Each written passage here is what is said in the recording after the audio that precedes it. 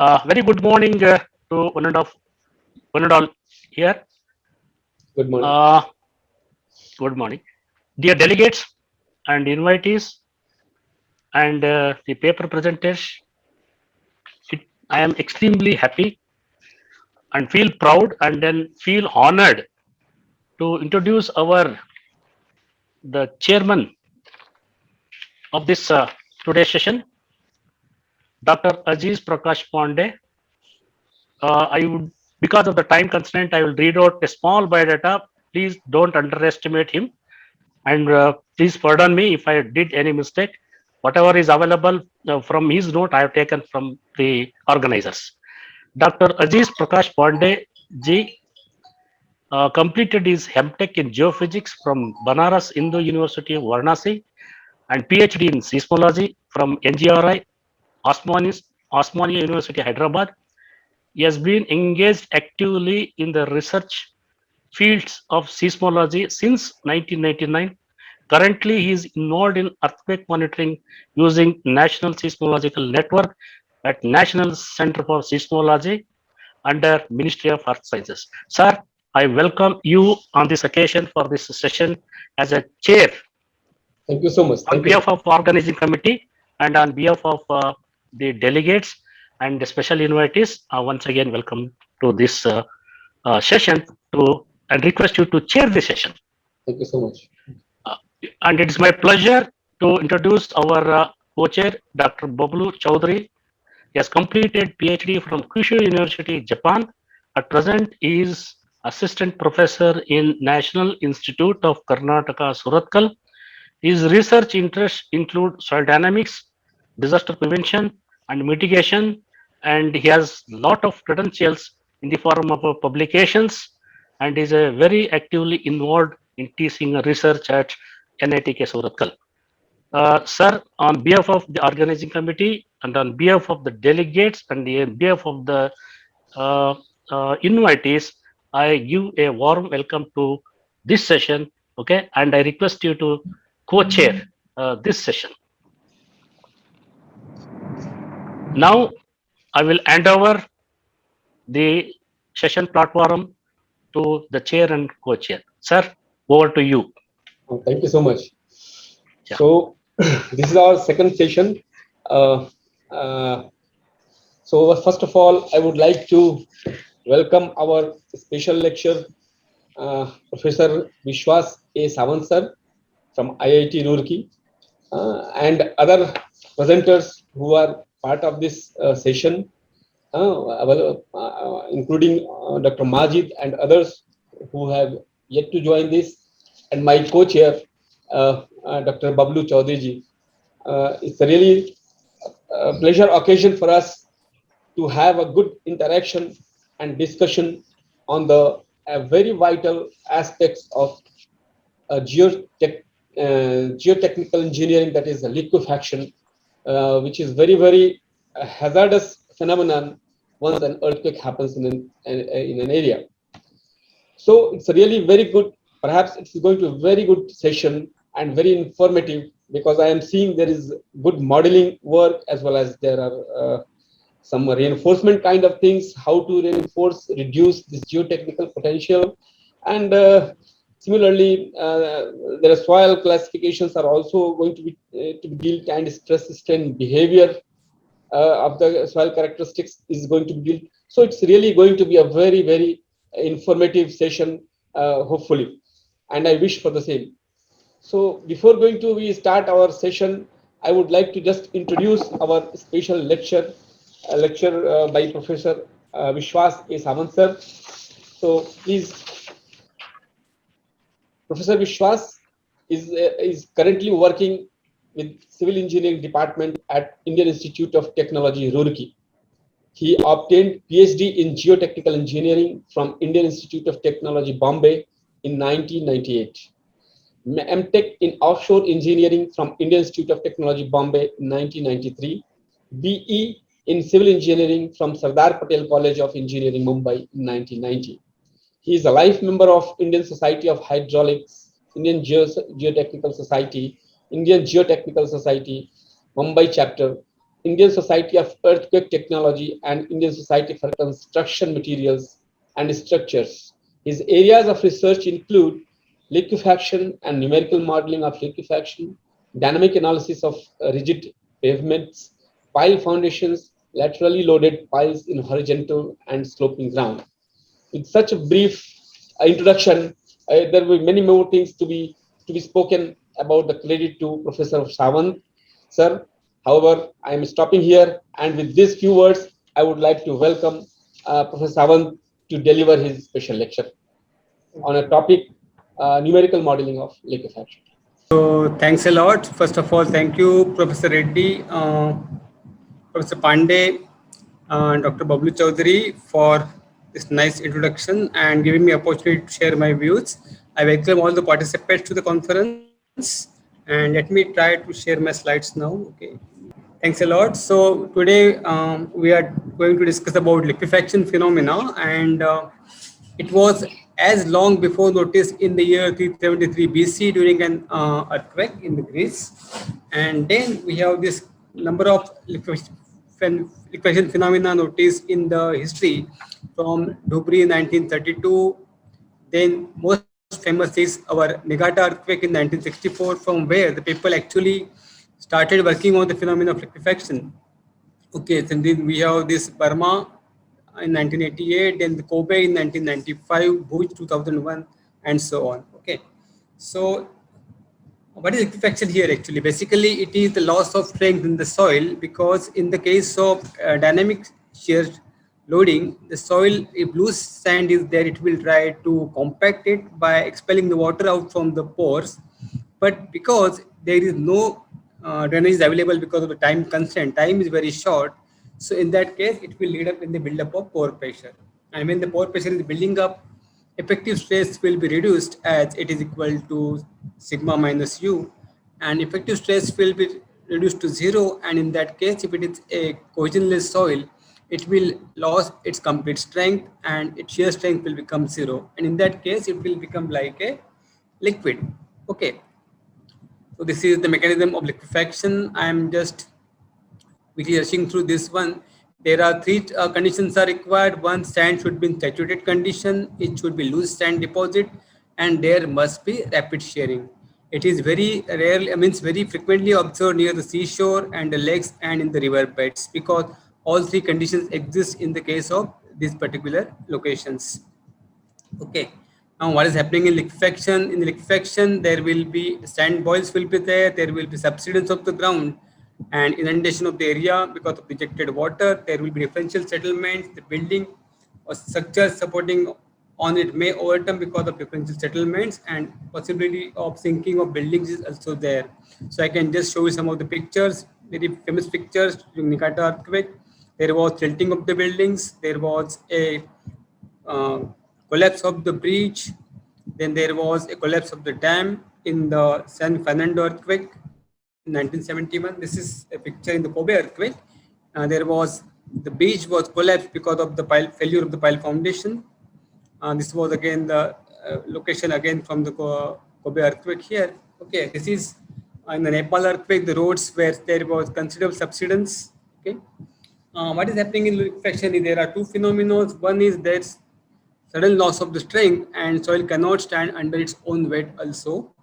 Then one more possibility, there may be considerable lateral movement or the flow of the soil. Okay, we also call it as cyclic mobility. Now the people after Nagata earthquake, they started working on this phenomena right from Seed and Lee in 1966, and a well-known seed is this approach which we normally commonly use to find out liquefaction potential. Okay, so this approach is based on we try to find out the stress induced during the earthquake, and that we compare with the resistance of the soil. We also call it as cyclic shear stress and cyclic resistance. Okay, so this cyclic shear stress or cyclic shear stress ratio, which or resistance ratio for which the soil can withstand, that is calculated by this particular equation, that is tau h by sigma v in the field at a given relative density will be calculated from this ratio of cyclic stress ratio of sigma d by 2 sigma 3 in the triaxial at 50% relative density, and then v proportionate it with respect to density, that is dr by 50, and then we multiply it by reduction factor, which varies from 0.47 to 0.7. Okay, and then we can, if it is tau average that is greater than tau h, it will be liquefying like that. Okay, and we can find out zone of liquefaction. Now we'll go to the modeling aspect, because whatever the approach suggested by the earlier was for a phenomenon where there is a semi-infinite medium, there was no weightage was given for the drainage path, which is an important factor in the dissipation of pore pressure. Okay, and to consider this importance of drainage path, we can model it numerically, so that if we are planning for various mitigation measures, then the effect of drainage path can be accounted. That is the main purpose of modeling liquefaction in numerically. Okay, so we will discuss about three models. One is Finn model, and then there will be UBC sand model used in the Fluxys 3D, and there will be a Pastor-Zinckenrich model where we are use it for a coupled analysis. Okay, now Finn model. What is the Finn model? In the Finn model, we are using effective stress based principle, and it was first developed by Martin et al. In 1975, later on modified by Finn and Bryan. Okay, so model is based on the computation of volumetric strain. Basically, it computes volumetric strain at every cycle. Okay, and because the drainage is not permitted, there will be equivalent development of pore pressure. That is the concept in the Finn approach. Okay, we can see that these are the basic requirement for modeling the shear stiffness of the ground, but we are not going to cover it here, because our main concentration on the assessment of pore pressure here. Okay, so pore pressure can be calculated by, there are the constitutive laws which are used to calculate stiffness of the soil. Okay, but now I'm going to the important factor. So what we do, we for every cycle we try to calculate the corresponding volume change and volumetric increment for a given cyclic shear strain. Okay, so this was the principle behind it. So I can see here, so this is now this is the calculation of pore pressure by the Finn model. Okay, here the delta epsilon Vd is the increment in the volume for a given volumetric shear strain, and that can be found out from equation 14. Okay, we can see that it is for a given value of cyclic shear strain gamma, we can find out the possible volumetric change delta epsilon Vd. But since it is not possible, it will be converted to equivalent pore pressure. You have to multiply it by this rebound modulus of sand, and when you multiply it by rebound modulus of sand, that is, you can see from equation 13, we can get the excess pore pressure that will be developed during that particular cycle. So we are going on updating our corresponding the volumetric strain and corresponding pore pressure at each cycle. That is the way the Finn model works. Okay, these are the formulas. We call it as this is uncoupled approach. Okay, then in this case we also try to solve at the same time dissipation of the pore pressure per solving equation 19 in finite difference method. Okay, and then we can club these two together for the accumulation and dissipation of pore pressure using the equations 19 also. Okay, and the obviously basic stress equation was solved by using this equation for stress equilibrium conditions in terms of variable x here, where x dot and x double dot are the velocities and displacements of the model, continuum model. Okay. Now next approach is the partially coupled approach. This is used in Fluxys software. Here you are using a UBC 3D PLM model developed in the Fluxys. Okay. So in this case, what we have in our study, what we have done is we have modeled an embankment resting on a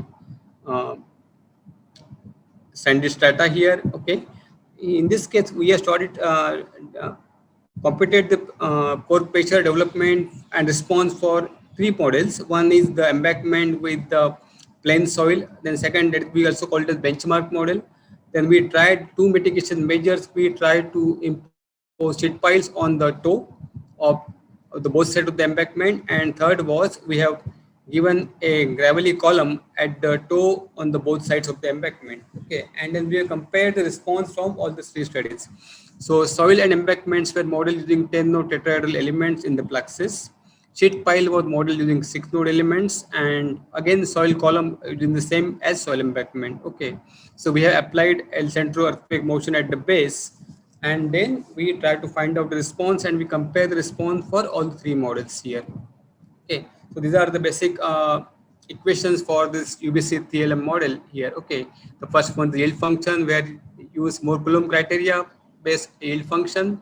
Then these are the K and G equivalent bulk modulus and shear modulus at every stage of constitutive modeling can be calculated from the ratio of P by PA, where P is the mean effective stress at that particular time instant on that particular point. Okay, and PA is atmospheric pressure. So depending on that, we always calculate the value of bulk modulus and G, and we know that our stiffness matrix, constitutive matrix depends upon K plus 4G by 3, K minus 2G by 3, and so on. Okay.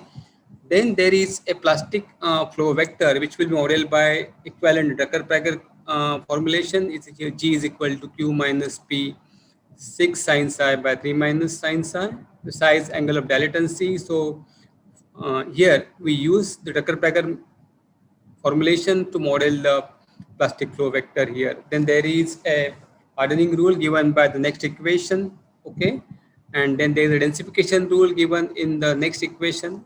And the last is important is calculation of excess pore pressure, that is given by bulk modulus of the water multiplied by volumetric strain increment delta epsilon V. Okay. So with this formulation was applied on this particular model here, we monitored the displacements and pore pressure at the given locations here, A, B, C, D, that is they are a little bit away, 7.5 meter away from the toe, but points E, F, G, H are right below the toe, and the point I is at the center, along below the center line. Okay. Now with this, maybe we can go to the next slide. We can see this effect of modeling part. These are the various parameters taken for the soil domain here, and the parameters of UBC model are given in the table 2. Okay, so this can be worked out from conducting cyclic triaxial test if data is not available. Okay, now these are the comparison of pore pressure with these three models here. Okay, I can just show the point A. Point A is 7.5 meter away from the toe on the ground actually. And at this point, the pore pressure was 12.38 for KPA for benchmark model. But when we work out with the sheet pile, in that case, pore pressure was 9 KPA only. But when we provide gravel column here, in that case, it was very effective and pore pressure was reduced to 3.05. You can see on all the figures also, whenever we are providing this gravel column, the pore pressures are very less. That is the BM plus soil column. You can see that there are almost chances of liquefaction are not there. Okay, but in some cases, the pore pressure due to particularly the points below sheet pile. Okay, pore pressure in the model with sheet pile a little bit higher than the plain model, that is the benchmark model. The condition is that the sheet piles are effective in reducing the displacement, but they also become a barrier in the drainage path, and because of that, pore pressure will be rise a little bit. Okay. And now we go to the coupled approach, which we have developed here. The photon program was developed in the plane strain condition. We model a domain with infinite boundary conditions. Okay, so we have used here a 8-4 node mixed element. That means elements has got 8 nodes, and all the 8 nodes having 2 degrees of freedom, that is displacement in vertical and horizontal direction. But all the 4 corner nodes also has 4 pressure degrees of freedom. Okay, constitutive model was Pastor-Zienkiewicz Mark III model, which can capture the phenomena of buildup of pore pressure at every cycle. Okay. Then the dynamic analysis will be done by time history analysis using Newmark beta method. Okay, and we also model infinite boundary by introducing infinite elements as the boundaries on the left hand side, right hand side, the bottom boundary, and again at the corner also we have this 3 node mixed element. Again 5-4 means 5 nodes for displacement degrees of freedom, and out of which 4 nodes are also having a pore pressure degrees of freedom. Now, in the coupled approach, what we do is we we try to formulate both the equations, that is equations on total stress equilibrium as given in the first equation here. Okay, so this is the first equation in terms of total stresses. Please note that always it should be in terms of total stress, that is sigma means sigma dash plus u. Okay, And then we apply variational approach to this equation, and we can get ultimately, after applying the variational approach, we can get the equation in this here, that is mass matrix into accelerations plus stiffness matrix into displacements minus q into p is equal to force vector. Okay, that depends upon the body forces and traction forces here. Okay, so in this case, important term is q other than normal terms. We have a q matrix which correlates coupling matrix between the two fates. Okay, we can see M is the mass matrix, K is the stiffness matrix, Q is the coupling matrix of the element, which are linked with normal B matrix with the shape functions of pore pressures.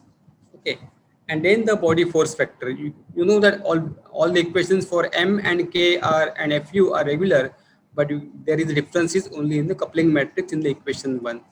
Now again, because we are having extra degrees of freedom in terms of pore pressure, we need a fluid continuity equation. How this fluid continuity equation is there and how it depends upon the surrounding stress condition, how it is coupled with the stress conditions. So for that purpose, we use this fluid continuity equation, and then we use Darcy's law where velocity is equal to permeability into gradient.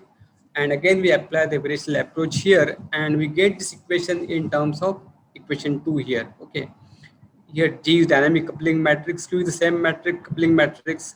Okay, but here only it will be in the form of transpose here. Okay, then we have S and H matrix. So we can see that G is dynamic coupling matrix of the element, H is the matrix, permeability matrix, it depends upon BP transpose K BP. S is the compressibility matrix, depends upon the bulk modulus of the soil water domain. Okay, and FP is the force vector for fluid phase. Okay, then we have used Newmark beta method for integration in the time domain. Okay, and the values of beta and alpha were 0.5 and 0.25 respectively. Now for pore pressure also we can use the same one, Newmark beta method. Okay, for integration, and once we apply the Newmark beta method, the equations 1 and 2 were changed in the following form for the time series analysis. Okay. Now here we have used a Pasteur's-Zinckenwicz model. If we don't apply any nonlinear model, there will not be any development of accumulation of pore pressure if it is linear behavior. Okay, so we must model a constitutive model will be there which can account for the accumulation of the pore pressure. So here increment relationships are like this: delta sigma is dep into delta epsilon strain increment, where elastoplastic stiffness tensor can be calculated by using this equation here. And in this case, this NGLU and N, they are the plastic flow vector and loading direction respectively. Okay, where stress tendency and bounding surface are given by your equation here G and in terms of G and F. Okay, and then we need to find out the flow vectors and the loading vectors as dF by d sigma, dq by d sigma. Professor Sawant, sorry Yeah. to interrupt. We are left out with 5 more minutes. Okay, I'm just winding up. Okay, I'm maybe last 3-4 slides only. Okay, Thanks. I'm going with the reasonable speed. Okay, so we need to find out this del G by del sigma and del F by del sigma as flow vector and loading vector, and that can be done by using these expressions over here. Okay, now we require hardening parameter here that can be calculated here from these expressions. Okay, and once we do that, then of course we can calculate the value of DEP, which we can use as a tangential modulus in the next stress increment. This was our model. We model a soil of width around 24 meter and depth around 13 meter. Below 13 meter there was a gravelly layer, and down both the boundaries there were infinite elements to model the infinite domain. Then there was a transmitting boundary in between the two. The purpose of transmitting boundary is that the waves reflected from the domain should not reflect back into the domain. That is the main purpose of introducing transmitting boundary. You can see here our mixed node elements here. Okay, so then we just compare the displacements and the pore pressure calculated by our for this earthquake motion here. Okay, we also seen the effect of 3 soil models: G is equal to 6,000 kPa, G equal to 10,000, and G equal to 15,000. As obviously from the figures A and B, which shows vertical and lateral displacement, we can see effect of G is very clear, and it is also, you can always understood that for it is decreasing with the increase in the displacements. Now we can see for the pore pressure, If you just see that, if you compare all the figures C, D, E, and F at the depth point, these are the at the point below the center line at 2 meter depth, 4 meter depth, 6 meter depth, and 10 meter depth. Along center line, because it is the point with the longest drainage path, the pore pressures are maximum. So we choose these particular points. Okay. So from the figure, we can see that at a 2 meter depth, the excess pore pressure is in the range of around 100 plus. Same thing is for 6G is equal to 6,000. Even for 4,000 also it is above around 100, and for 6 meter it is around again 100, and for 10 meter it is 60. Okay, that means and but for other two model, that is G equal to 10 and G equal to 15, the pore pressures are reasonably in the range of maybe around 25 for 4 meter, 6 meter, and 10 meter. That means that for the other two modulus, it will not liquefy below beyond 2 meter. Only you can only maybe at the most 2 meter, but below 2 meter it will not liquefy. That is the effect of shear modulus. This is also clear that when our soil is, because it depends upon load sharing mechanism. If soil is more stiff, more load is taken by the soil particles and less will be transferred to the fluid phase. Okay, that will be leading to less development of pore pressure. Okay, and this that's the way we can summarize now here. So we have developed here three approaches based on, one is uh, uncoupled approach, then partially coupled, and then one more is full coupled analysis. Okay, based on the Finn model, UBC model, and then Pasternak-Zienkiewicz Mark III model. Coupled approach is almost a rational approach which can also take into account the drainage path between the two particles, because in the case of the first approach, uncoupled approach, it is independent of drainage path. It is just giving you empirical equations to calculate the pore pressure, and it does not account anything for the development of pore pressure depending upon the drainage path. Okay. Obviously, drainage path is longer, it will development of pore pressure will be higher, and it will also take longer time to dissipate, and that can be modeled effectively only in the case of coupled or partially coupled approach. Okay, so that is from my side. I am opening the session for QAs. Thank you, sir. Yeah, thank you so much. Thank you so much, Professor Sawant, for giving such a lucid lecture on numerical modeling. I would like to see if somebody has raised any question in the chat box so that that can be answered by Professor Sawant, sir. But I am finding no one has raised perhaps any queries. So anybody, if wants to share any comment or anything. Yes, sir. Thank you very much, sir. The lecture was really very informative and interactive, and it is very useful, especially for the people who are working on soil dynamics.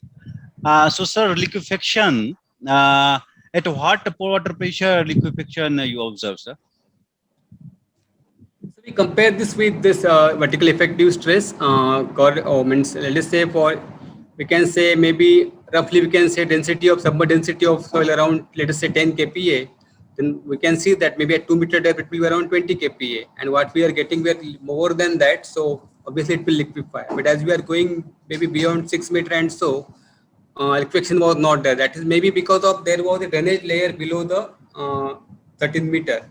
And effect of drainage layer was observed in that particular case. Okay, so when in that case our pore pressure was in the range of 60s for even for 6,000 meter, 6,000 kPa shear modulus.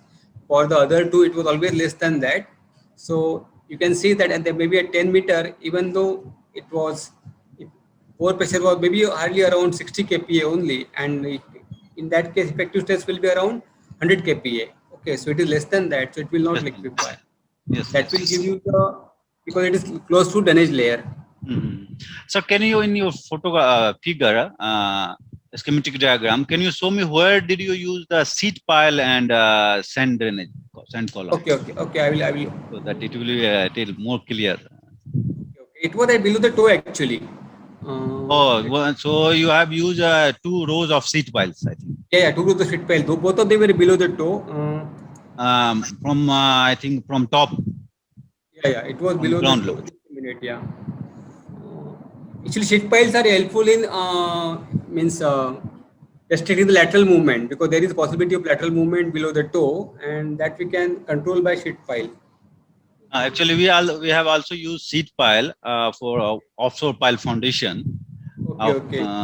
some offshore structure, and for liquefaction also we have gone through. Okay, so sand column is here Yeah, yeah. at the bottom. Sand gravel column is here, yeah. At the same location, yeah. The same. So on the condition of seat pile, liquefaction was mitigated, or any comments, sir? Not exactly, because at some locations, maybe only at the point A, pore pressure were less as compared to the benchmark model.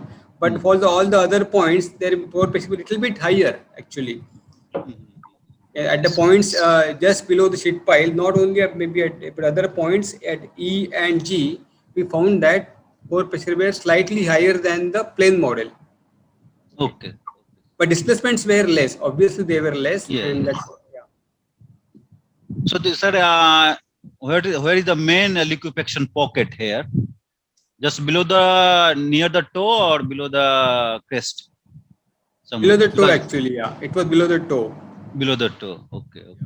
Because in seat pile we also find same thing. It was somehow it was reduced, but not very much. Then we have used perforated seat pile. Okay. In Japan, they have using some perforation along the seat pile. So that will be help especially for drainage path and in the case of liquefaction. So both the purpose, I think, a little displacement can be also controlled, and somehow for materials like that. Nice, sir. It's very informative. Thank you, sir. Okay.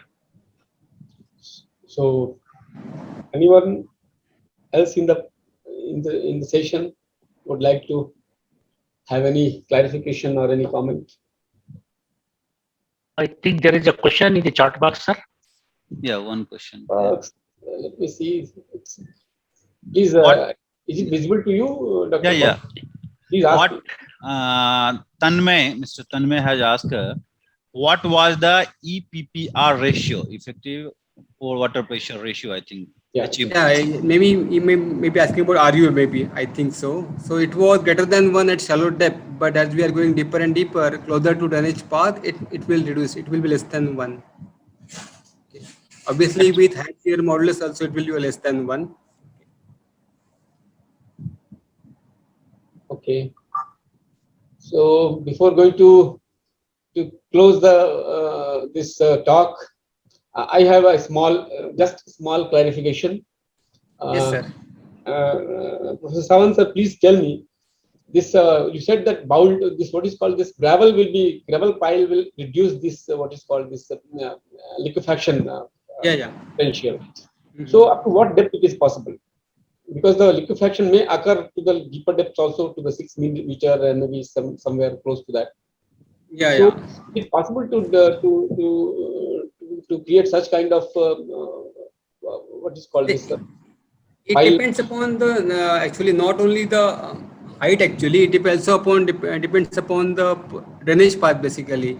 Because in this case, I have modeled that there was a free drainage layer at the bottom, 13 meter below. Okay. So you have to take your drainage path close to that. What you can say, the drainage layer. Okay. Yes, gravel means artificially. Artificially, you have to create gravels there. Yeah. So such a great depth, 6 meters, 7 meters, even 10 meters. Is it practically done? Practically, this was done here. Maybe the one problem here is that actually I have referred from paper only, but they have done only for 6 meters. Right. Okay. Thank you, sir. Yeah. There are few more. It was experimental as well as numerical studies, right, sir? Yeah. No, ours is only numerical only, but we have taken the data from one of the paper only. They have done it on the embankment actually, one particular. There is a couple of questions quickly we can answer. Dr. H.S. Mandal has asked, if the liquefaction occurred between the depth beyond 10 meter, but your study shows above 10 meter only. Same thing I think he's asking. Yeah. Because there was drainage layer again at 13 meters, so it will not be occur at 10 meter because there is a drainage layer nearby, so it won't occur. If I am assuming that also as an undrained layer, In that case, that is also possible. Right.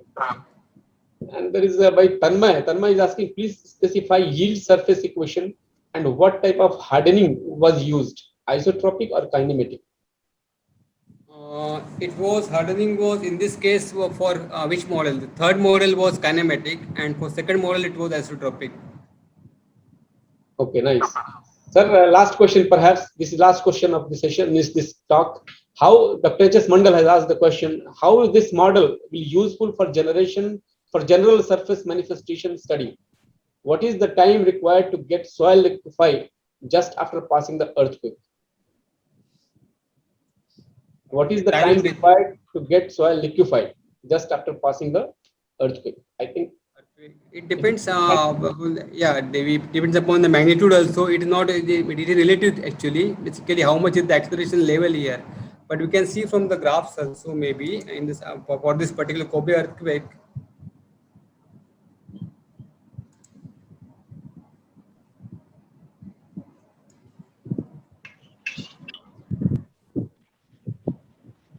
You can see in this case maybe around 15 seconds liquefaction time for liquefaction around 15 seconds here. okay. Okay. So with this, I think time also getting faster. I think he is asking, sir, liquefied just after passing the earthquake. I think he is asking general, not during after earthquake. How much after time? Yeah. Yeah, it is just from initial commencement of the earthquake. In this case, Kobe earthquake, it just require only 15 seconds, around 15 to 16 seconds. I think it may be around 16. After passing the seismic wave, is it not? After passing the seismic wave, the site, it took 15 16 seconds perhaps. Huh? Yeah. Okay. Oh, fine, that's the answer. So with the round of applause, I think we should switch over to the next presenter, and we thank Professor Samant for giving such a beautiful, very informative lecture on modeling, and he corroborated also with the physical phenomenon in Kobe and other places. So with this, let us thank Professor Samant for giving a good lecture. Thank you very much, sir, for joining us and giving a very informative lecture. Yes. Very innovative topic, liquefaction. Thank you, sir. I would like to ask Dr. Bablu to please continue with the other presentations in the panel. Okay, sir. Okay, sir. Okay. Yeah, thank you. Yeah, now I would like to request Dr. Majid to share a slide, and Dr. Majid is going to discuss on the topic influence of density of a static liquefaction characteristics of a sandy Kutch soil. So this study is actually more based on the static liquefaction, what Dr. Vishwanath was saying. Actually, he was referring to the earthquake liquefaction. So this study is actually from the Kutch region, which has experienced 2001 earthquake.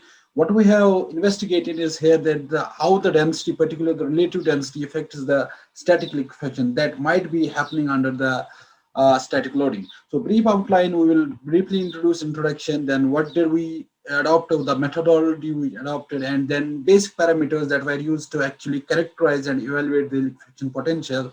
After that, test results and then interpretation of the results.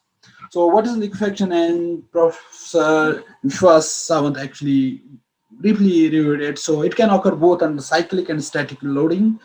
And we have a large numerous cases of cyclic liquefaction and also static liquefaction. There are many cases, particularly regarding the context of mine tailings actually. So there have been many like life-threatening and very many casualties like in Aberfan, South Wales, and recently many in Canada as well as in, I think, in South America.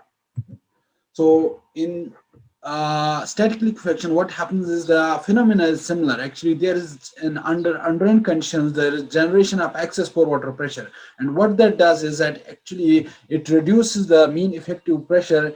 And we know that the shear strength or the load bearing capacity of the soil is actually the function of the effective stress. Now, once that is reduced, what happens is that the load bearing capacity is very less and the soil liquefies. It is not able to bear the existing building load that is there, and it may sink in, like what happens in the earthquake liquefaction. Now, in this study, what we said, we collected the soil sample from the Fatehgarh Dam that is located in the Kutch region, and it was actually devastated by the 2001 earthquake, both because of the structural failure as well as the geotechnical failure that was related to the soil liquefaction. Now, we studied the effect of the density on the parameters like liquefaction potential, which I will actually introduce in coming slides, then collapse potential and undrained brittleness index. Now, these are the material properties. Now, we can see that the soil is actually cohesionless with around 16% of fines and the clay fraction of around 4%. Now, minimum and maximum void ratios are around 0.6 and 0.3 respectively. Now, if we look at the testing program, so what we did is that we prepared solid cylindrical samples for the isotropically consolidated undrained tests, and the some specimens were actually isotropically consolidated at 100 kPa effective confining pressure. Now, this effective confining pressure was chosen actually because most of the geotechnical structures, they are within 10 to 20 meters of the depth, and this actually corresponds to that pressure. After that, the undrained sharing at initial effective confining pressure was started at 100 kPa, and this was done for samples that were having relative density from 20% that is very loose to 100% dense. Now, the methodology that was adopted was actually to calculate the liquefaction potential. That is actually the ratio, how there is the degradation of the minor effective stress. We can see that it is actually the degradation with respect to the final effective confining pressure, minor stress. And then collapse potential, it is with respect to the same thing with respect to the effective confining pressure. Now, we can see that it takes up the account of the deviated stress, because in effective confining pressure, we have the contribution from the deviated stress also, while in liquefaction potential, it is only the minor effective stress. In undrained brittleness, actually, it is related to the deviated stress. That is the shear, this barrier, you can say the load carrying capacity of the soil, how it degrades once the soil liquefies. So how much is the degradation with respect to the peak? Now, because in structures, the final, you can say the stability or the damage will depend on the residual strength, or you can say the ultimate strength. Because if the ultimate strength is very low, then the driving stress, the soil will be experiencing very large deformations. Otherwise, if it is higher than the residual stress, then the deformation will be minimized. Now, if we look at the results, now we can see that up to 60%, which is actually dense. So we have soil liquefying under static loading. So we can see that after the peak, up to 5% of the strain, actual strain, the deviated stress almost reaches to zero up to 60%. And after for 80%, we can say there is some residual strength, or you can say the liquefied strength. However, for 100, we have around 200 this kP of liquefied strength. So that means that even for the soil, which is the Fatehgarh Dam soil, which has actually 16% of the fines, it is a SM type of the soil, so silty sand. Even at 60%, it is experiencing liquefaction. Also for 100%, so we don't see any dilation happening there. So we can see that this soil, has inherent tendency actually to liquefy. Now, if we look at the pore pressure response of the soil, now we can see for the first two, that is 20% relative density, 40% and 60%, the pore water pressure that is actually reaching to the initial effective confining pressure, that is 100 kPa. So once it reaches the effective initial confining pressure of 100 kPa, that means the pore water pressure ratio of 1. So we can see that the strength in the previous slide that was going to 0, because under that condition, when your pore water pressure is nearly reaching to the effective confining pressure, the effective stress becomes nearly to 0, and the liquefied stress, the strength of the soil becomes 0, and that is actually reflecting in the deviated stress. However, for 60, we can see that around 80% generation of the pore water pressure, and that gets reflected or manifested in the form of this, we can say, the post-peak softening. Even for 100, there is some dilation, but after at large strains, the pore water pressure generation is positive. That means that there is the the reduction in the effective confining pressure, which is being reflected here. You can say the average type of response, the softening is not that much, but it is there. So after peak, we experience actually the reduction in the derivative stress. Now, if we look at the stress fast response here, now we can see for first three up to 60%, we have this stress fast moving towards the origin right from the start. So that means the contractive response right from the start of the sharing. You can 0% shear strains, we experience this stress path moving towards the origin. And at the end of the sharing, that was actually around, you can say 4%. So you can see that this stress path is nearing to the origin. The effective confining pressure is 0. The Q, that is the shear resistance, you can see that is becoming 0. However, for 60, so we can see that there is some dilation initially because this P is increasing, but once again at large deformations, we can see because of the pore water pressure that was generating, that leads to the reduction in the effective confining pressure and hence in the derivative stress. Now the observations, we can see that as the relative density increase, this peak derivative stress increase, and that is actually obvious. However, if we look at the excess pore water pressure ratio, so we can see that for relative densities up to 60%, the ratio was reaching actually up to 95%. That means for this initial effective confining pressure of 100 kPa, we were experiencing actually 95% kPa of pore water pressure. So what was remaining actually, even 500 kPa pressure, this confining pressure, that was giving very little this liquefied resistance, which might lead to actually very large deformation even under static loading.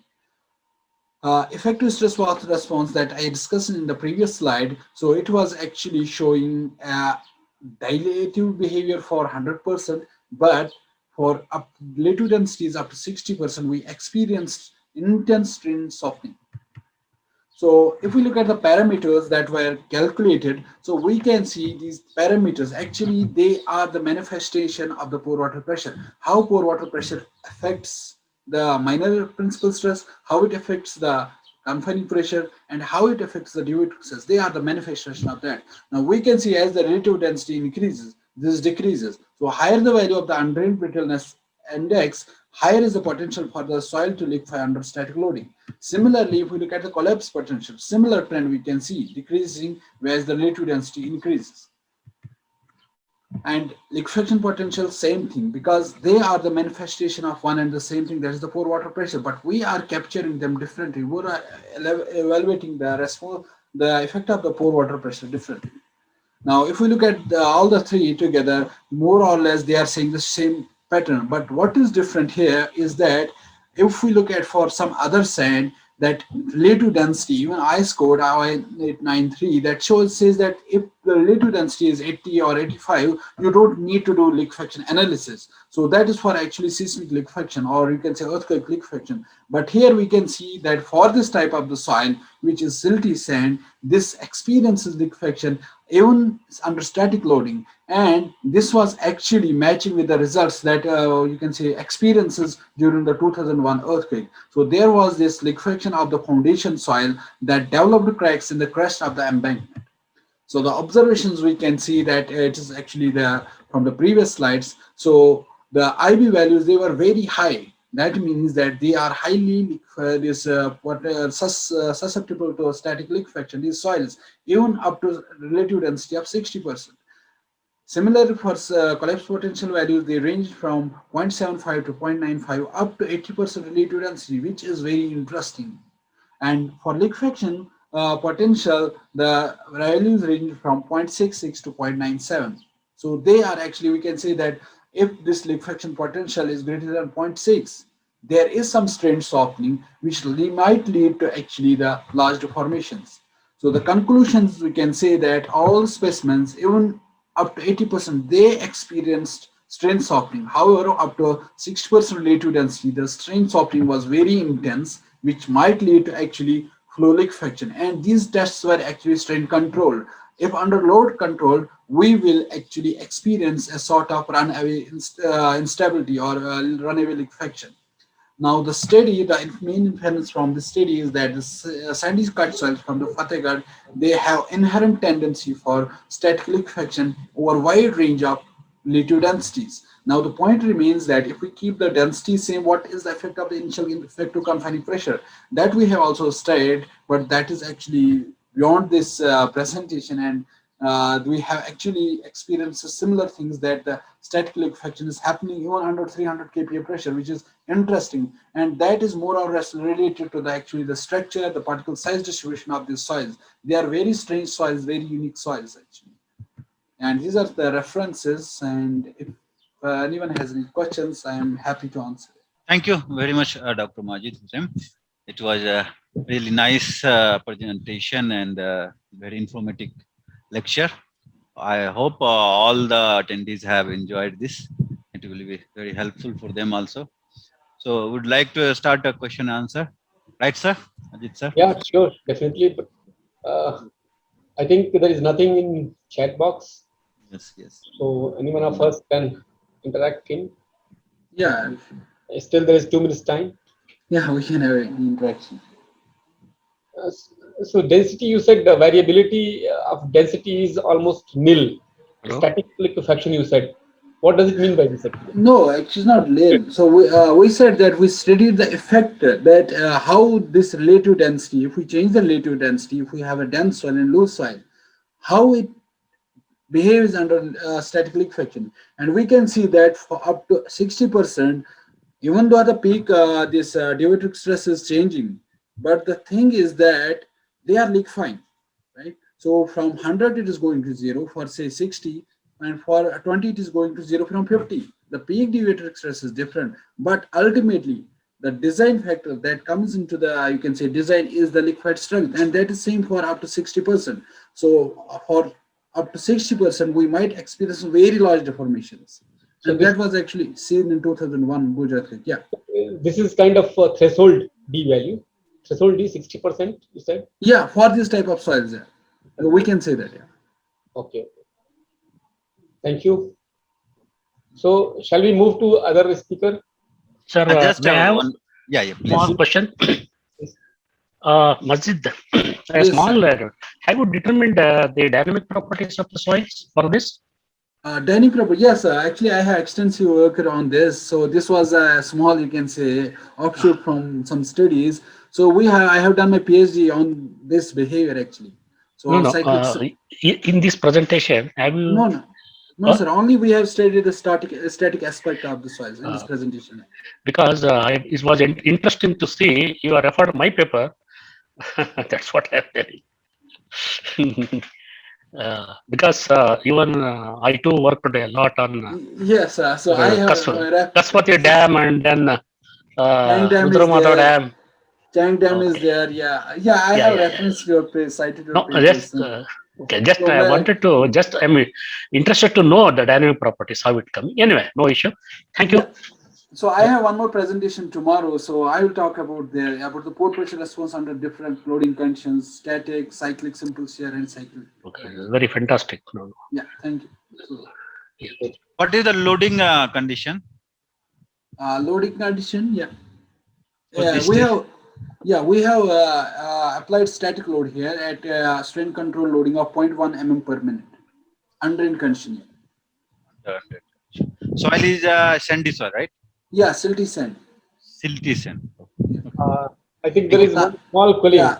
Yeah, Tanmay is there. So were any tests conducted on anisotropically consolidated specimens? No, so they were actually isotropically consolidated specimens at 100 kPa. So let us move with the other presenter. Yes. As time is also getting shorter. Yeah. Thank you so much. Let us thank Dr. Majid for giving a very good lecture on different aspects, different conditions for the liquefaction phenomenon. Thank you so much, Dr. Majid. Okay, thank you. Thank you, sir. Thank you. So now, should I announce? Yeah, Dr. Babu, please. Yeah. So next is the last lecture. Yeah, last. Yeah. By Mr. Rajiv Chauhan or Dr. Rajiv Chauhan. The topic is control of liquefaction potential by geosynthetic reinforcement. A study given by Dr. Rajiv Chauhan, IKG, Punjab Technical University. Very good afternoon, sir. How are you, sir? Fine, fine. Nice to, thanks, sir. So today I am going to have a talk of control of liquefaction potential using geosynthetic reinforcement. It is just a experimental study which I took up at IIT Roorkee, and this is brief outline of my presentation regarding introduction, background, methodology, result, and conclusions. I will not go much in detail. As all of you know that India is a very vulnerable to disasters, and one of the disaster and which is nightmare for civil engineer is earthquakes. And being a geotech engineer, if we talk of earthquakes, induced soil liquefaction is one of the predominant feature. And this you can see that what these are some of the past experiences of disaster caused by soil liquefaction around the world.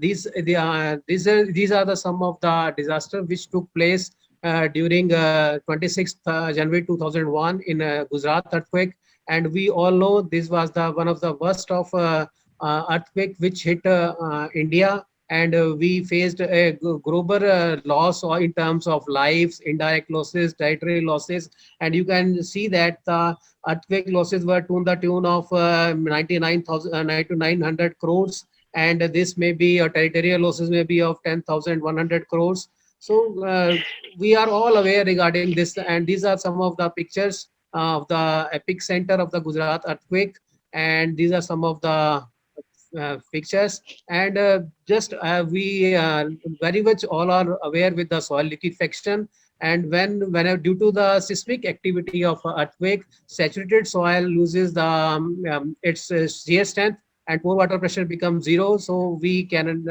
we already know that shear strength become zero, and this is the now come to the my actual work. As we already know that geosynthetics are widely used in static behavior is very well known of the geosynthetics. These are the some of the application regarding slope stability, then bearing capacity or subgrade improvement in case of your geogrid static behavior. Then this is also one of the pictures, and similarly these were the earlier slide was of the planar geogrid. Now with the advent of the time, we have also come up with the 3D reinforcement, that is geocells. So these are the geocell reinforcement. This also widely used in highway embankment as well as slope protection works. And if I say dynamic study is not done till very much regarding this liquefaction phenomena, and for that I have done as for dynamic study of this, we require 2-3 things. One is your frequency parameters that were taken from the Gujarat earthquakes. These are the predominancy frequency peaks of the Gujarat earthquake, and after Govinda Raju, these are the 2005. I took up from, I was doing some little work from ISC Bangalore, so I took up this data from there only. This work of earthquake regarding peak ground accelerations. These are again some frequency and the peak ground acceleration of the this. So depending upon this, I took up the three. These are my experimental program using shake table. So I did it for 35, 50, and 65% density. Then acceleration was kept to 0.1 G, 0.2 G, and 0.3 G. Then these were all the tests were done at the 4 Hertz frequency. Then geogrid leads were first tried on 3 layers, 4 layers, and 5 layers. The impact was not much in case of 3 geogrid layers. So I took it for 4 and 5 geogrid layers. I will later show you the shake table diagram. And then these studies were also carried out for the surcharge unit weight. Similarly, the study was also carried out in case of 3D reinforcement, that is your geocells. So this is the shake table which was present in IIT Roorkee. You can say that these are some of the traditional shake table which was having in that where you can change the acceleration also with the help of a pulley arrangement, and then to and fro motion was there, and for that a number of cycles can also be counted upon. Then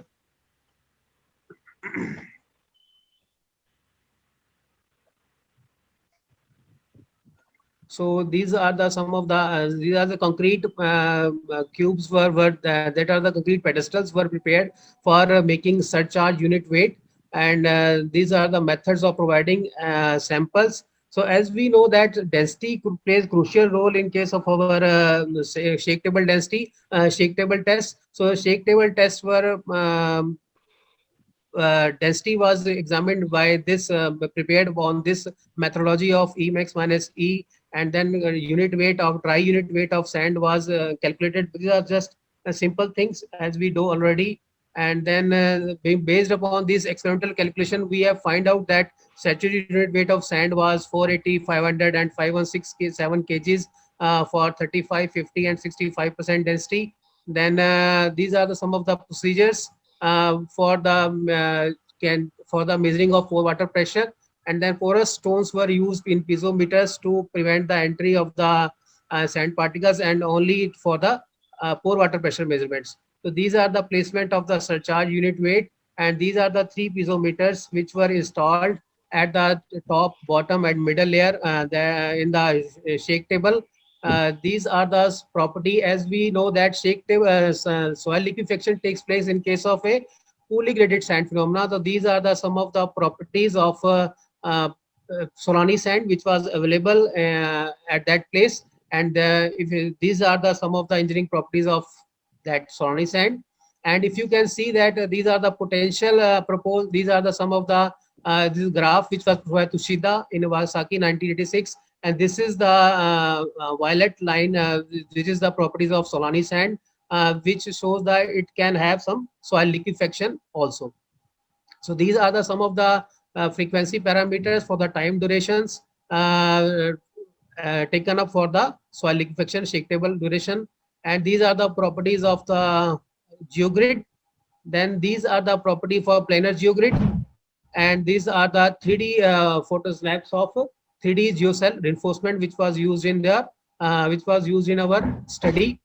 Then I tried first one, this one also, but these were not successful. So I switched on to the this regular one which I procured from the geocell agencies. This is then this is the placement of the geogrid layers in our shake table. That is the B means bottom, middle and top piezometers placement where excess core pressure rise was measured, and 1,060 meter and was the wide width of the shake table, and 600 millimeter was the depth. So as this is also very basic thing that excess flow pressure rise divided by the vertical effective overburden pressure will give you the idea of the whether the soil is liquefied or not. And if it is greater than 1, then soil is liquefied, and this long, then soil is liquefied. So these are the some of the tests which after giving the 35, 55% density and 65% density, if you see earlier for virgin soil, the pore water pressure was this one 3.5 for the all 0.1 G, 0.2 G, 0.3 G layer. Then after the inclusion of 4 geogrid layers, it dropped down from 3.5 to 2 kilopascal. And further with the 5 layers, it was further dropped to 2.2, something like that. And geocell was the one of the effective because it is the 3D type of reinforcement which was successful. This is for 35%.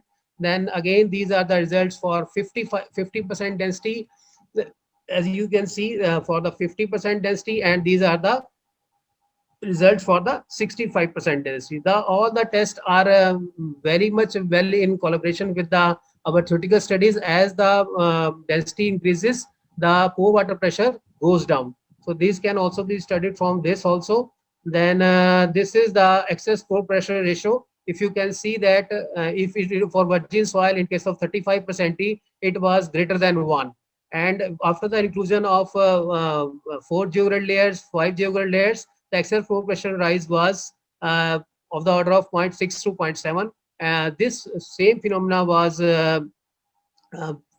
observed in 50% density, and then this was the phenomena for the 65% density.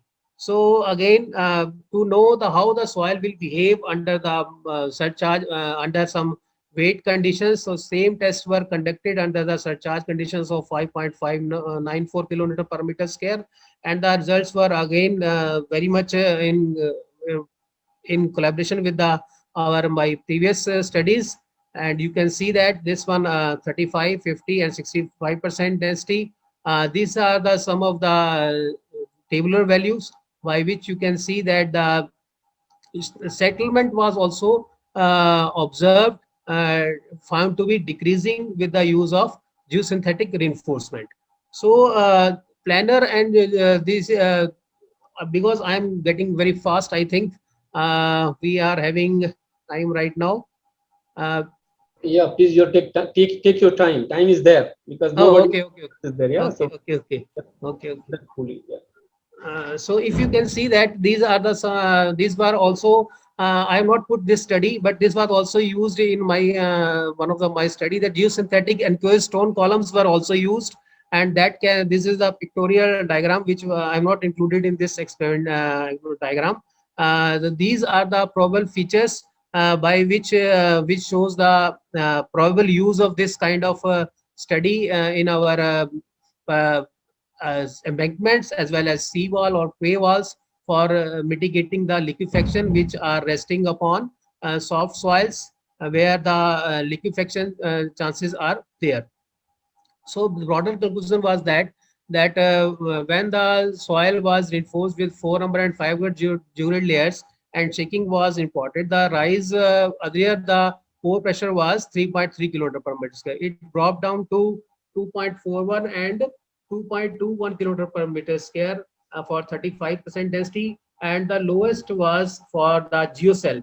If it was geocell, this pressure was 2.12 kilograms per meter square, and the same trend was continuous for 50% density, as the pore water pressure obviously reduces from this your for inclusion of geocells. Then this again, the large scale shear laboratory tests are also always we are useful. So it can also be done with the help of some cyclic fractional tests were also done in this ISC Bangalore. I visited some time back. So there were also in continuity.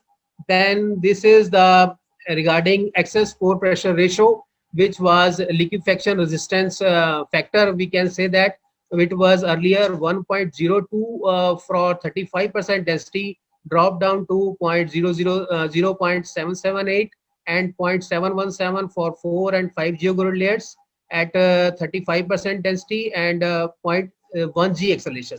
Similarly, for 0.3 G acceleration, the average excess pore pressure ratio, which was reduced from 1.18 to 0.893. So this was again for virgin soil as well as for our uh, reinforced soil. So from this, we can say that the our liquefaction resistance has put geosynthetics can be used for sustainable for as a liquefaction mitigating measure. And with the inclusion of if I say geocell, the liquefaction resistance was 30% and 43% for 50% and 65% density, and the dead weight surcharge in the form of precast blocks, concrete blocks were placed.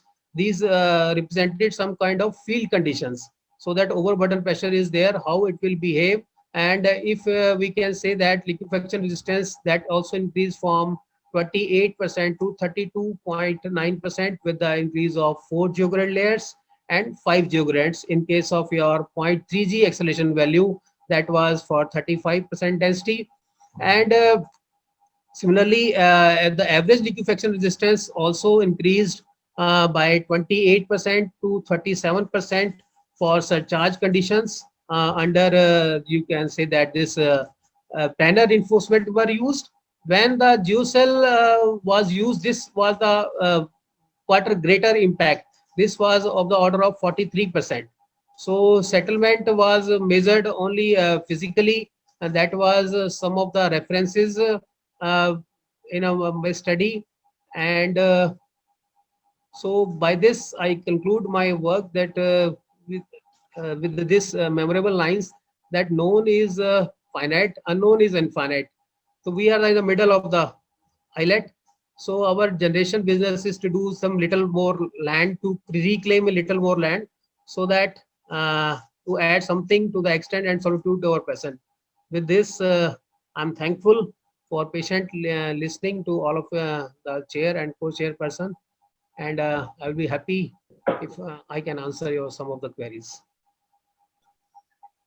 Thank you very much for such a elaborate presentation on various aspects, different conditions, and how it is going to influence the liquefaction potential, liquefaction resistance, etc. So, well, I would like to open this forum for the questions. Any clarification question by anybody, please ask. Yes, sir. I can see two questions are there in chat box. Thank you, Dr. Rajiv Chauhan, for nice presentation or very interesting topic. The first question is from Dr. H.S. Mandal.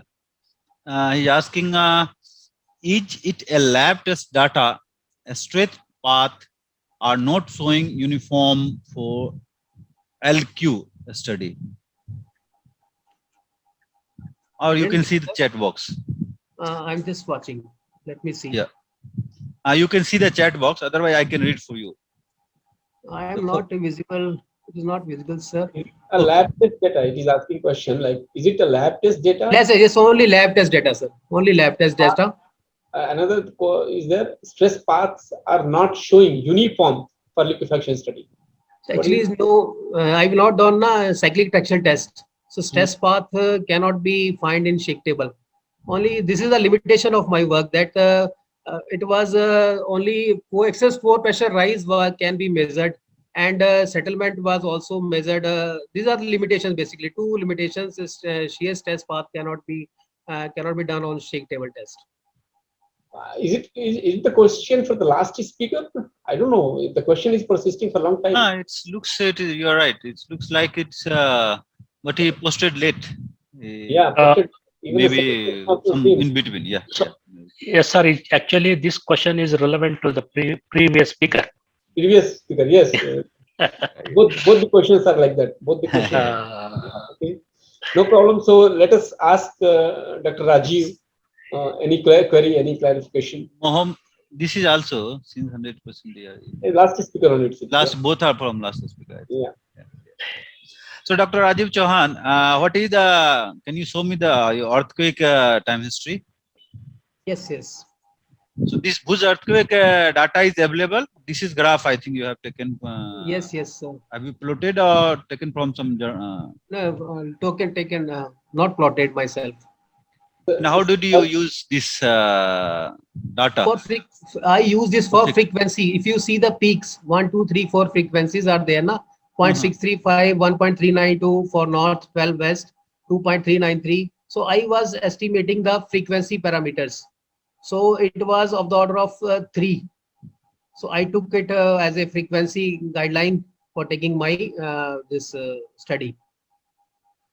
But for shake table, we need time history with time. What is the either displacement or velocity or acceleration we are giving? So I think you have given the sinusoidal.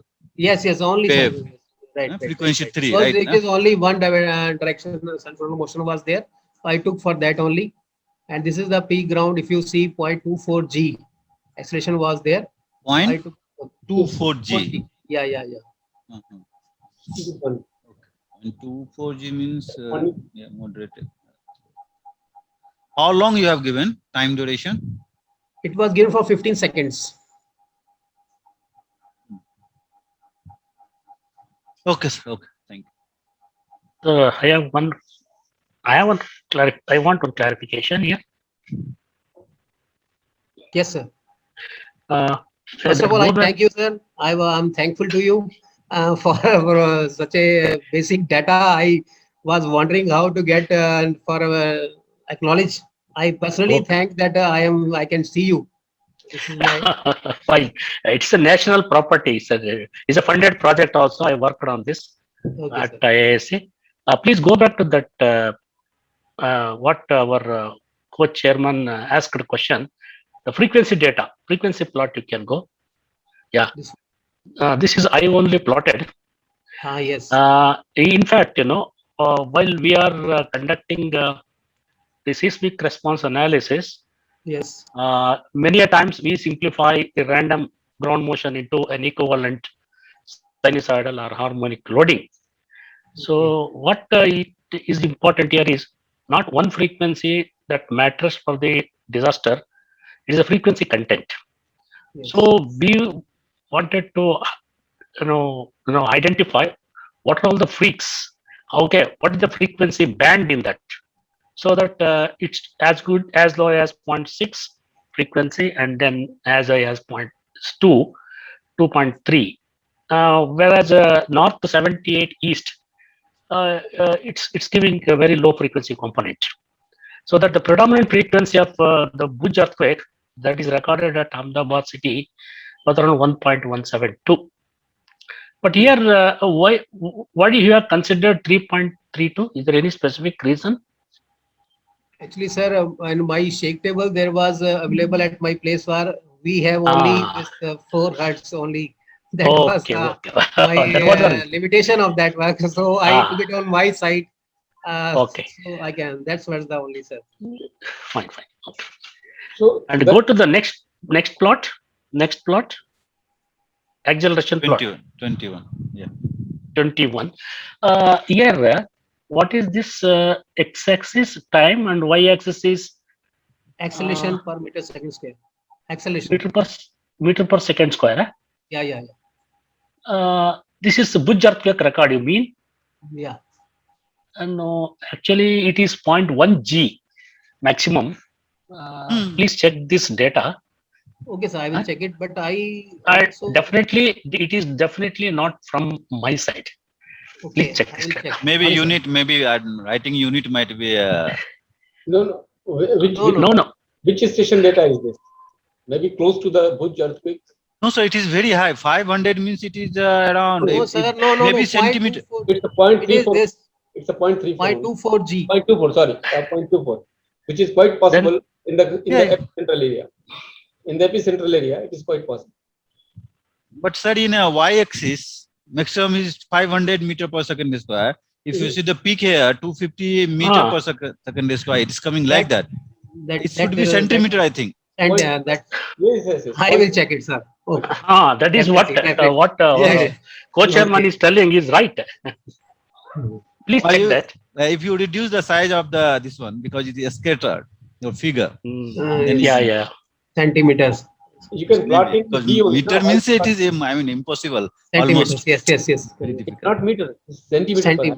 Centimeters. Cannot put there. Go there. Yeah, PG is right. It's very low. Achha, should I ask one clarification? For me? Yeah. Dr. For me Rajiv, only. Okay. from Dr. Rajiv.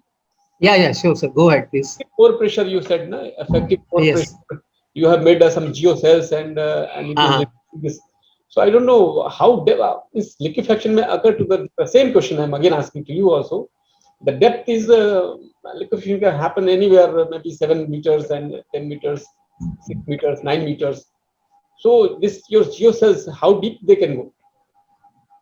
Or is it practically possible or only for the surface? This for the surface embedment, sir. In your last figure, To prevent punching shear, I was working right, not much in detail, but I was expecting that it will prevent punch shear. so can you please Punch show the shear. last slide? Your last slide. Yeah. There one Yes. picture is the diagram, schematic diagram is there. Yes. From call and this What was diagram the is there. I think this- this one. Yeah. So here, the soil, this geocells are at very top.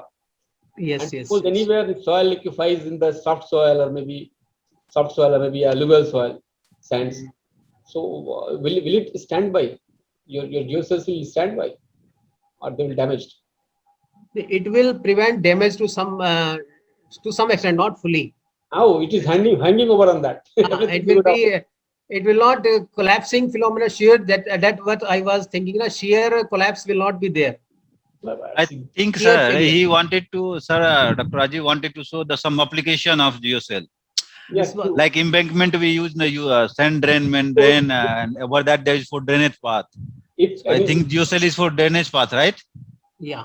You are showing some example, or it is Just example, sir. Only example. I took it from that for probable equation because it has some studies. I know these are the drawbacks. One, we have to excavate the soil, then density will decrease. Then we have to put geogrid. So this is the Yeah. aspect I am wondering. This is also I am getting want to know the real answer how to contract this type of limitation, which is because why have to excavate for area for putting geocell or then the geogrid, and then I will putting out this all this, the density loss will be there. This is the one of the tickling issue which I am wondering it how to tackle this for this. Then in that case only GESC, geosynthetic and case stone columns will work better, I think. So that's why I'm not experimental study is there. So this is one. Okay. I'm having also some. Yeah, I think for the topsoil, very topsoil, when it is very means potential to liquefaction, then only perhaps your these cells can control to a certain extent. But if something happens beneath that, I think I doubt. Then it will. Anyways, thank you so much for such a Thanks. nice lecture presentation. So what to do? I think there is no other presentation now, only two, and that too by the professors, no student. No student, right? So Dr. Rajesh sir, please guide us.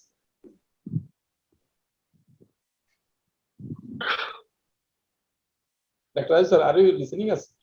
Hello. Yeah, please.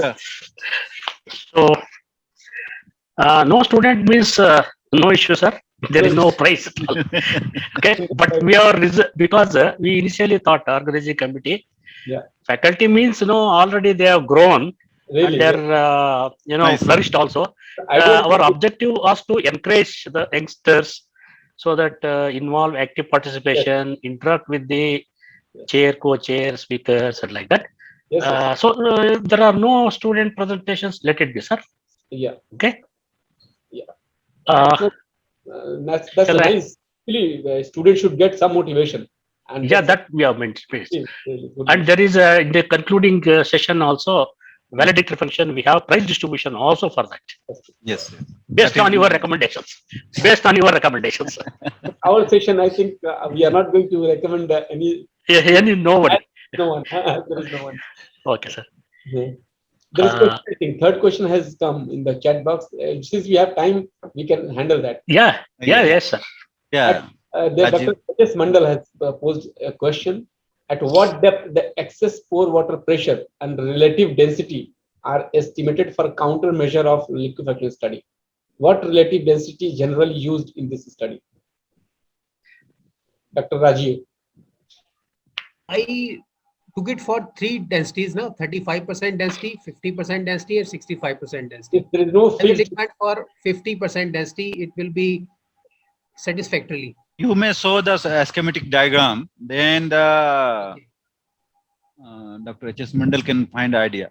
Or your Okay, location let me- of, he is asking the excess pore water pressure location, relative density also.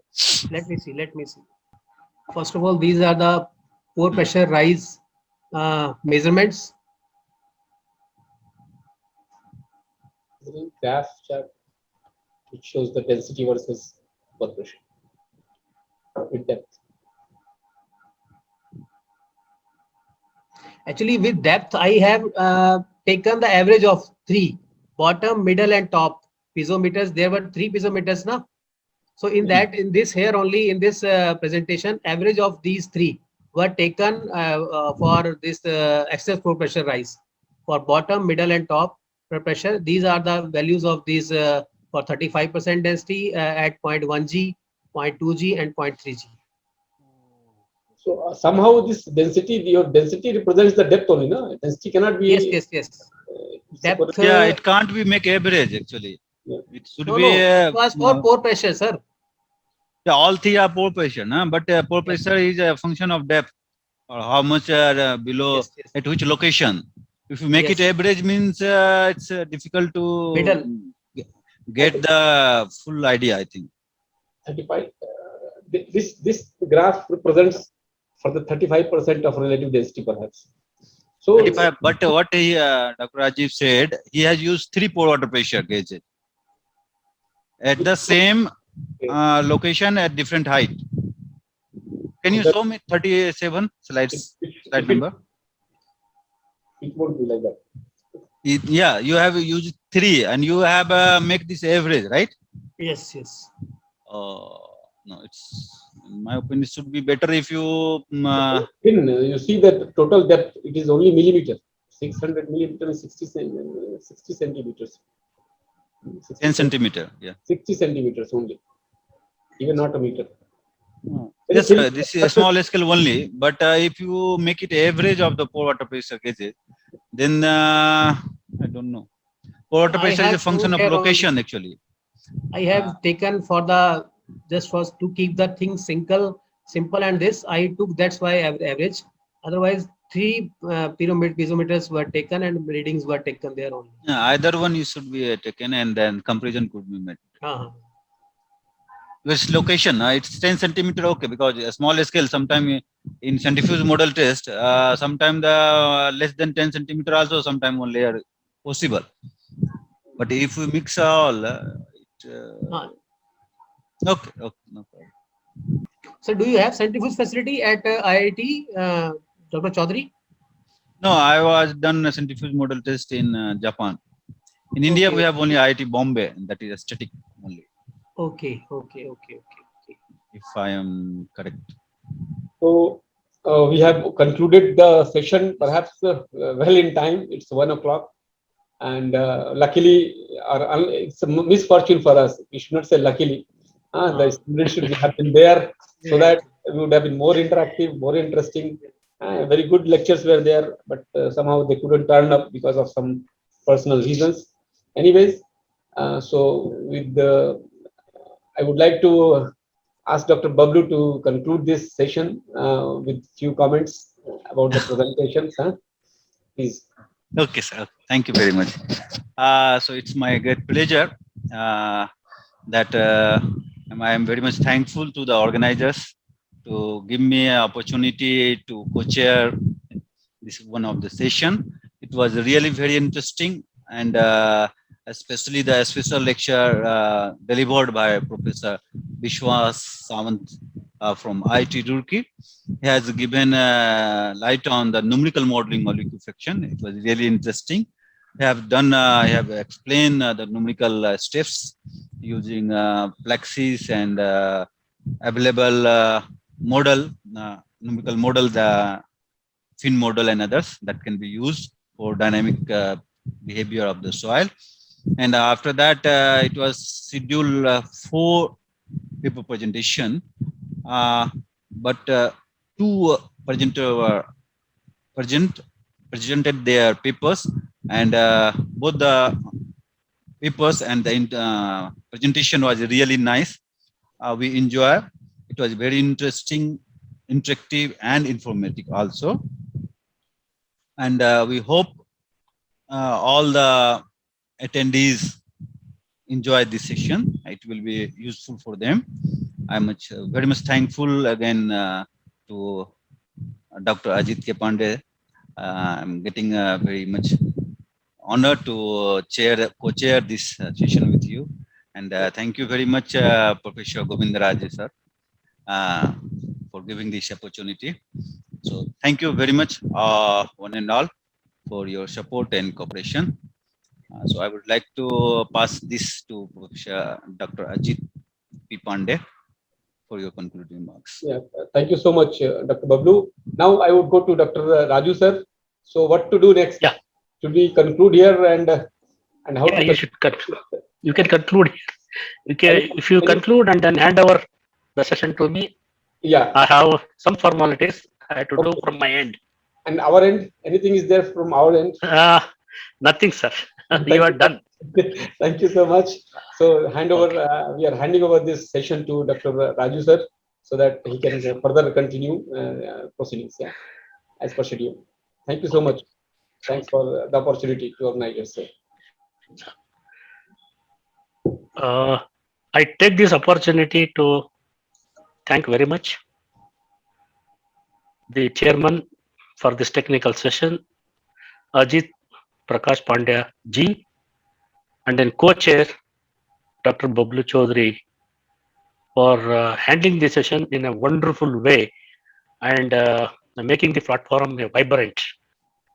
For your kind information, here the participants on the 3D platform looks only a number, but there is no chance, there is no scope for the others to enter this 3D platform. They will join by Zoom link. probably more than 100 people may be watching, sitting elsewhere. Right. And on behalf of the organizing committee of the 7th Ikaraji, and on my personal behalf, I thank wholeheartedly Dr. Ajit Prakash Pandey and Dr. Bablu Chaudhary for accepting our invitation to chair and then co-chair respectively, and to handle the session in a very fruitful manner. Sir, I thank you very much. Thank you so much. Thank you so much, you Dr. Both Ajit. of you. Yeah. Both of you. And I take this opportunity to thank our special lecture delivered by Professor Ishwas A. Sawant, Professor in IIT Roorkee, and also very much thankful to all the presenters, Mazid Hussain and Raju Chavan, for delivering wonderful information on the state-of-the-art topic, the literature, what is liquefaction, which is also a very interesting topic for me, and it is my area. I could see I can learn something, out of it. I also thank our esteemed delegates, the invitees who are watching this session, and for your active participation in the question and answer sessions. So thank you one and all. So thank you very much. Thank you so much. Thank you. Bye, sir. Thank you. Thanks. See you sometime, sir. Sure, definitely. Okay, sir. Bye, sir. Bye. Bye. Bye. Bye. Bye.